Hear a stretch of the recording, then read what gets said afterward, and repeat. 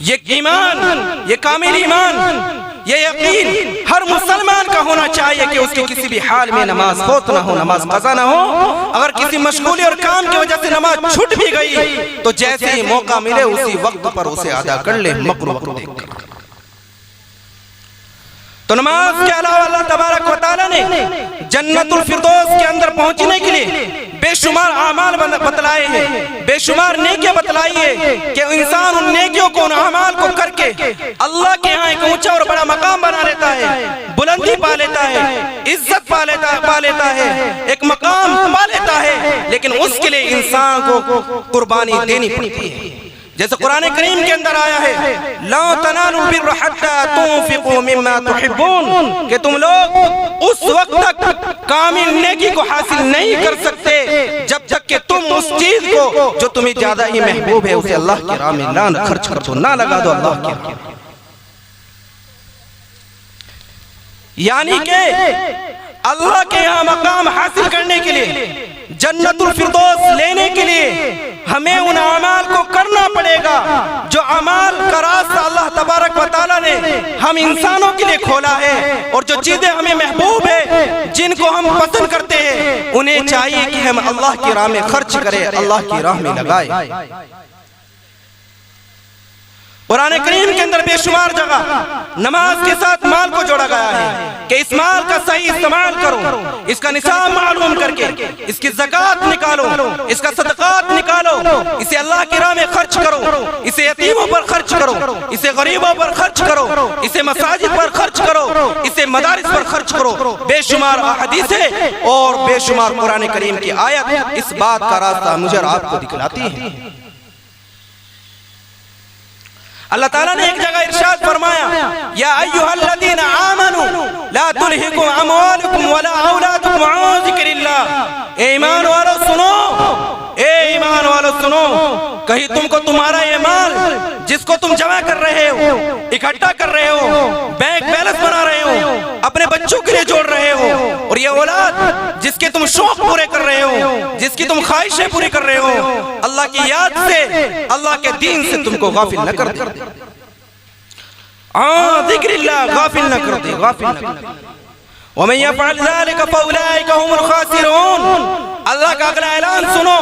इस आयत का तर्जुमा ये कि सुनो, जो लोग अपने माल की वजह से, जो लोग अपने बीवी बच्चों की वजह से, अल्लाह की याद से, अल्लाह के दीन से, शरीयत से गाफिल हो गए, शरीयत से मुंह मोड़ लिया, शरीयत से रुख मोड़ लिया, इन लोगों का बड़ा खसारा है, बड़ा नुकसान है। और दुनिया वालों को अल्लाह कहता है खसिरत दुनिया वल आखिरा, खसिरत दुनिया वल आखिरा। कल क़यामत के दिन अल्लाह तबारक व तआला मैदान हश्र में तमाम लोग जमा होंगे, वहां कहेगा खसिरत दुनिया वल आखिरा। जहां तमाम लोग मौजूद होंगे, नेक और बुरे, अल्लाह उनके सामने कहेगा, आओ मैं तुम्हें बताता हूं कौन नुकसान में है, कौन खसारे में है। क्या आज दुनिया वाले, वो लोग जो दुनिया के पीछे भागे, वो लोग जिन्होंने दुनिया के चक्कर में अपने रब को छोड़ दिया, अपने दीन को छोड़ दिया, अपने रसूल, अपने हबीब को छोड़ दिया, बुरे अमाल करते रहे, ये लोग खसारे और नुकसान में हैं। अल्लाह कहेगा सुनो सुनो, ठहरो, ज़ालिकुल खुसरानुल मुबीन।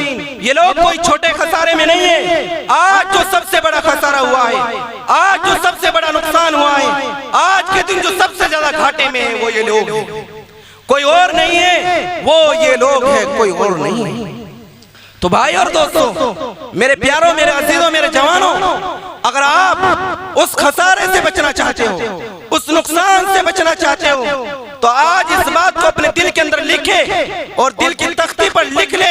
ऐसा लिखे कि कभी मिटे ना, कोई गुनाह, कोई अंधेरा इसको ना ढांप पाए।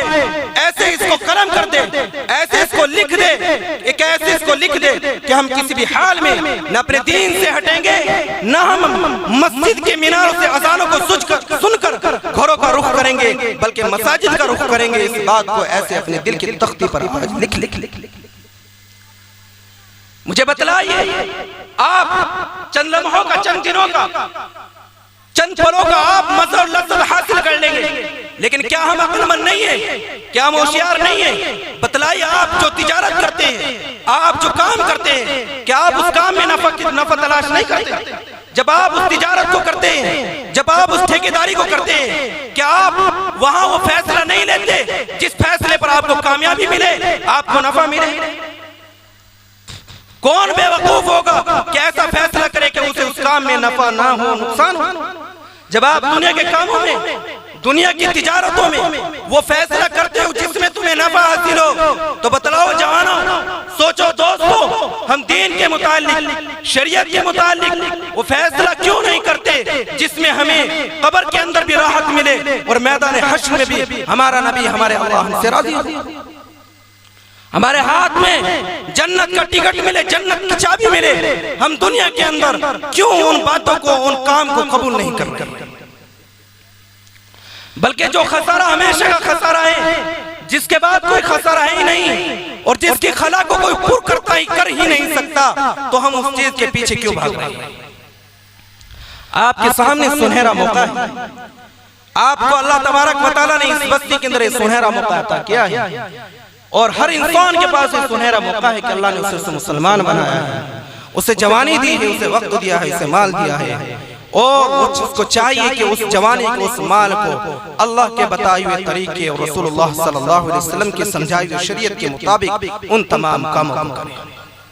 आपकी बस्ती के अंदर ये इदारा कायम होने जा रहा है जिसकी आज संगे बुनियाद अमल में आ रही है। ये मत समझिए कि इस बस्ती का फैज़ और इस बस्ती, इस मदरसे का नफा खाली बच्चों को है और बच्चों के वालिदैन को है, बाकी गांव का ताल्लुक इससे नहीं है, बस्ती का ताल्लुक इससे नहीं है, आसपास के इलाके के लोगों का इससे ताल्लुक कोई नहीं है। नहीं, इसका फैज़, इसके अनवारात, इसकी बरकतें हर मुसलमान के लिए, हर बेटी और माँ के लिए, हर बहन के लिए है।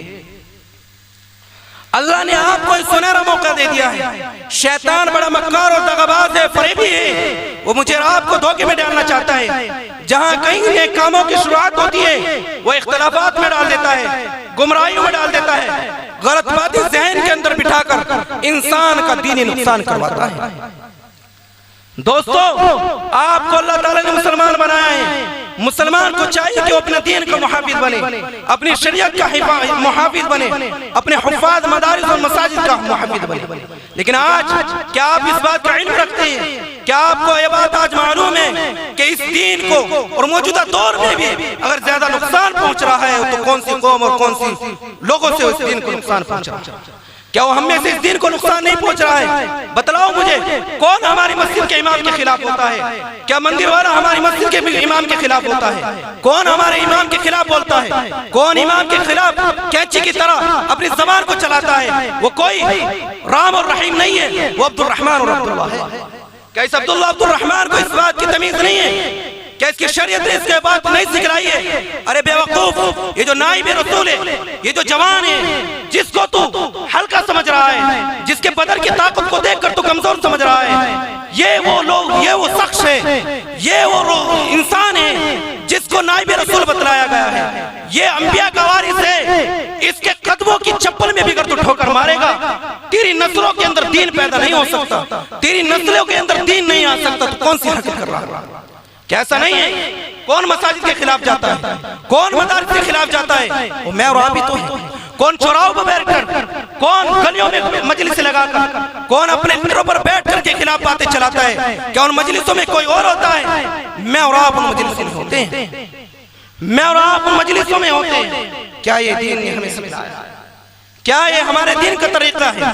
भाइयों, इस गुनाह से बचे, बड़ा गुनाह है, बड़ा नुकसान है। रसूलुल्लाह सल्लल्लाहु अलैहि वसल्लम के जमाने में 3 जमातें थी, 3 जमातें। एक वो जमात थी जो इस दीन के मुखालिफ थी, खुल्ला मुखालिफ थी, ये बर्बाद हो गई, ये बर्बाद हो गई और नाकाम हो गई। और एक वो जमात थी जो इस दीन के मुतालिक कुछ नहीं कहती थी, न मदद करती थी, न कुछ कहती थी। ये भी जमात बर्बाद तो नहीं, महफूज रही, बर्बाद तो नहीं, महफूज रही। और एक वो जमात थी जो इस दीन की मदद करती थी, इस दीन की मुहाफिज बनती थी, इस दीन के नुकसान में एकदम खड़ी हो जाती थी। ये जमात कामयाब हुई। हमारे बड़े कहते हैं कि ये जो 3 जमातें लोगों, एक जो जमात है जो मुखालिफिन की जमात थी, इस जमात की सफ में मत तुम खड़े होना, मत इस जमात की सफ में जाना। दोनों जमातों में से किसी एक जमात को कबूल कर लेना तुम्हारी नजात के लिए काफी है। तुम्हारे अंदर ताकत नहीं है मदद करने की, हौसला बढ़ाने की, इज्जत देने की, चुप हो जाओ, जबान को बंद करो, कानों में रुई डाल दो, बंद कर दो कानों को, चुप और खामोश हो जाओ, लेकिन कभी मुखालिफिन की जमात में शुमार मत हो। मैं आज आपको कहकर जाता हूं कि जो इदारा कायम हो रहा है, आप जिस मस्जिद से ताल्लुक रखते हैं, उस मस्जिद का जो इमाम है, आप उनके मुहाफिज बनिए, मुहसिन बनिए। अल्लाह अगर तुम्हारी जिंदगी को ना बदल दे, तुम्हारे बच्चों के अंदर दीन को दाखिल ना कर दे, तब कहना, तुम्हारी परेशानियों को आसानी में ना बदल दे, तब कहना। कारी अहसान साहब ने चिराग जलाया है, चिराग जलाए, आंधी आएगी, तूफान आएगा, जलजले आएंगे, हवाएं आएंगी, उड़ाने की कोशिश करेंगी, लेकिन जवानों, लोगों, तुम्हें इस चिराग को घेरना है, तुम्हें मजबूती के साथ इस चिराग को घेरना है, ताकि आंधी इसको ना बुझा पाए, जलजले इसको खत्म ना कर पाए, तूफान इसको ना उड़ा पाए। तुम्हें इस चिराग का मुहाफिज बनना है। आप जब मुहाफिज बनेंगे, अल्लाह तुम्हारी जिंदगियों के अंदर, अल्लाह तुम्हारी नस्लों के अंदर खैर को दाखिल करेगा, कामयाबी को दाखिल करेगा, और आने वाला दौर, आने वाला कल तुम्हारी नस्लों का होगा, और कब्र की मंजिल तुम्हारे लिए जन्नत का बाग बनकर रहेगी इंशाअल्लाह। तो आज इस बात का अहद करें, और यहाँ पर चंद लोग बैठे हैं, दीन को जो इज्जत मिली है, दीन को जो बुलंदी मिली है, इस बात को सोच लेना कसरत पर नहीं मिली, कसरत पर, भीड़ पर, हुजूम पर इस दीन को बुलंदी और इज्जत नहीं मिली है। चंद ही लोगों ने इस दीन को थामा था, चंद ही लोगों ने इस दीन को पकड़ा था, चंद ही लोगों ने इस दीन को सीने से लगाया था, और उन्हीं चंद की बदौलत मुझ तक, आप तक ये कलीमा कुरान करीम पहुंचा है, पहुंचा है नहीं पहुंचा।